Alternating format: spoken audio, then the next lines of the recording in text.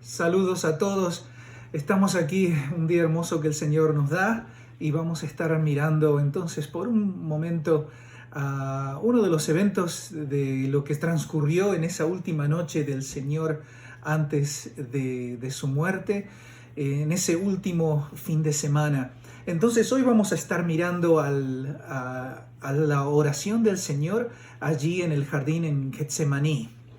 El Señor está llegando a un momento crucial en su vida, en su ministerio, y ahora lleva a 3 discípulos, lleva a Pedro, a Juan y a Jacobo, y van juntos allí al jardín de Getsemaní, y el Señor allí va a orar, y nos encontramos con una situación dramática aquí.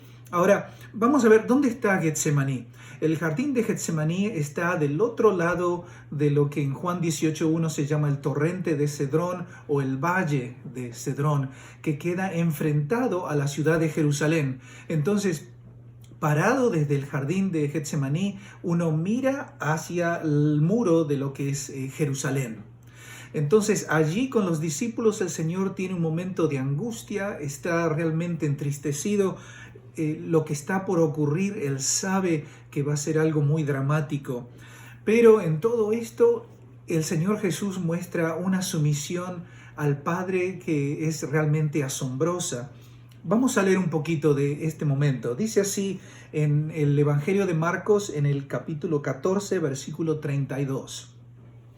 Esto ocurrió, por cierto, enseguida después de la última cena con los discípulos. Entonces dice, vinieron pues a un lugar que se llama Getsemaní, y dijo a sus discípulos, sentaos aquí entre tanto que yo oro.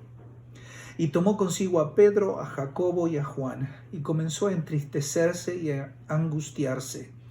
Y les dijo, mi alma está muy triste hasta la muerte, quedaos aquí y velad. Yéndose un poco adelante, se postró en tierra y oró que si fuese posible, pasase de él aquella hora. Y decía, Abba Padre, todas las cosas son posibles para ti, aparta de mí esta copa, mas no lo que yo quiero, sino lo que tú. Vino luego y los halló durmiendo, y dijo a Pedro, Simón, ¿duermes? ¿No has podido velar una hora? Velad y orad, para que no entréis en tentación. El espíritu a la verdad está dispuesto, pero la carne es débil. Entonces el Señor está pasando un momento emocionalmente muy angustiante y lleva consigo a los discípulos y les dice que se queden. Él se aparta por un momento porque quiere orar. Lo que, como ya dijimos, eso muestra una sumisión asombrosa al Padre. El Señor Jesucristo se está postrando en oración, y si el Señor lo hace, no lo tendríamos que hacer nosotros también. Pero yo quiero enfocar la atención en el versículo 36, y del versículo 36 yo en mi estudio rescaté 4 cosas que me parecieron de vital importancia, cosas que nosotros podemos aplicar en nuestra propia vida cuando nosotros estamos en momentos angustiantes o difíciles, como por ejemplo en el día de hoy, en estos días en que la sociedad entera, el mundo entero está pasando por un momento difícil. 4 cosas entonces. Primero, fíjense que la oración allí en el versículo 36 empieza con Abba Padre. Abba viene del arameo, Padre viene de pater, que es del griego. Las dos cosas juntas forman un nombre hacia el Padre Celestial, que tiene que ver con intimidad, que tiene que ver con una relación muy íntima. Nosotros reconocemos que le pertenecemos a alguien, que le pertenecemos a Él, así como el Señor sabía que Él venía del Padre. No es simplemente un concepto teológico de decir que tenemos un Padre Celestial, es de reconocerlo como nuestro Padre, una relación íntima, y así con esa base empieza el Señor en esta oración.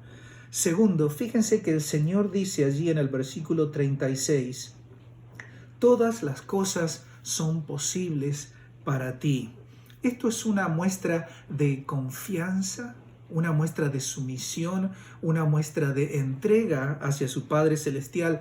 La Biblia está llena de gente que cree de esta manera, que Dios es todopoderoso y que Él puede hacer todo lo que le venga a la mente. Por ejemplo, en Génesis 18, cuando Sara se rió, cuando se enteró de que iba a tener un bebé, ¿hay para Dios alguna cosa difícil? Dice allí en Génesis 18. Después en Jeremías capítulo 32, versículo 17, el profeta Jeremías está orando a su creador y dice: el Dios creador, no hay nada que sea difícil para ti. En Lucas, el capítulo 1, versículo 37, el ángel Gabriel le está comunicando a María que ella iba a dar a luz un niño. Y dice: porque para Dios no hay nada imposible. Entonces, el testimonio de las Escrituras es que para Dios nada le es difícil o imposible.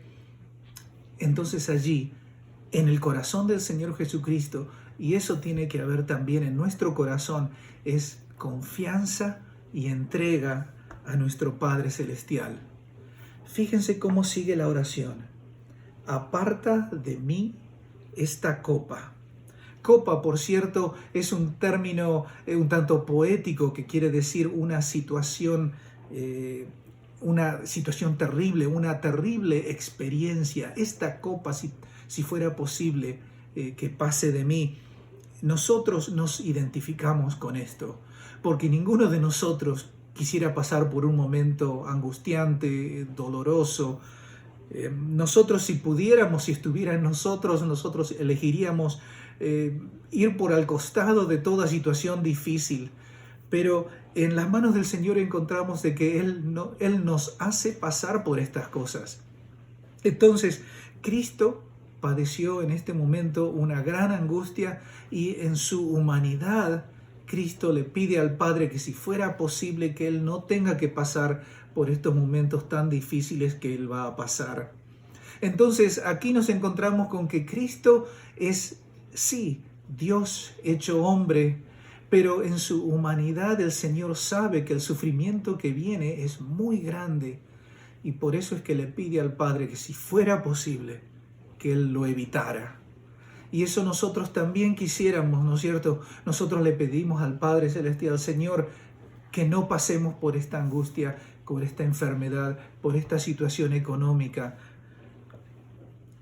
Cristo padeció, Él sufrió, sintió una carga emocional muy grande. Aparta de mí esta copa. Pero fíjense cómo termina esta oración: mas no lo que yo quiero, sino lo que tú deseas.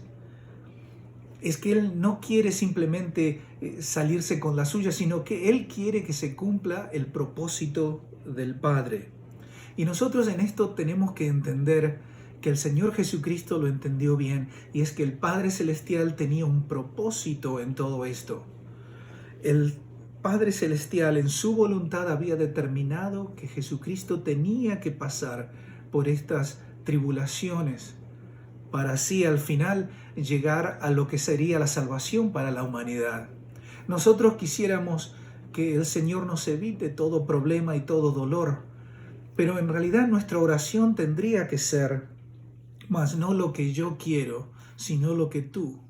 Como confiando en que el Padre tiene todo bajo control, confiando en que el Padre tiene un propósito en todo esto. En Romanos 12, el versículo 2 dice que la voluntad de Dios es siempre buena, agradable y perfecta. Entonces, aun cuando nosotros no entendamos lo que está pasando, nosotros podemos confiar en que la voluntad de Dios es buena, es agradable y es perfecta, y que Dios está en control de la situación.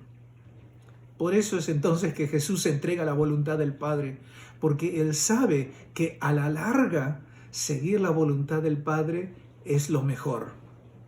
Mientras que nosotros quisiéramos evitar problemas, tenemos que entender que si la voluntad de Dios nos pone en una situación difícil, es porque Dios está obrando su propósito en ese momento. Tenemos que entender que la voluntad de Dios va más allá de lo que nosotros a veces vemos o entendemos.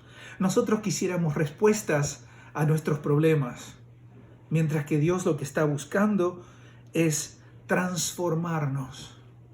nosotros queremos evitar dolor, Dios está transformando nuestras almas. Nosotros queremos evitar todo lo que es incómodo y doloroso, molesto, trabajoso, pero como dice Gálatas 4:19, Dios está formando Cristo en nosotros y Él forma a Cristo en nosotros a través de situaciones difíciles. Entonces el Señor nos enseña mucho a través de este solo versículo y de esta oración al Padre. Entonces esto me hizo pensar a mí en el pasaje en Daniel en el capítulo 3, cuando Sadrach, Mesach y Abednego van a ser echados al horno de fuego. Y Nabucodonosor quería evitar todo esto, pero debido a que el edicto real no podía ser anulado, la vida de estos tres hombres ya estaba determinada. Ellos iban a ser echados al horno de fuego.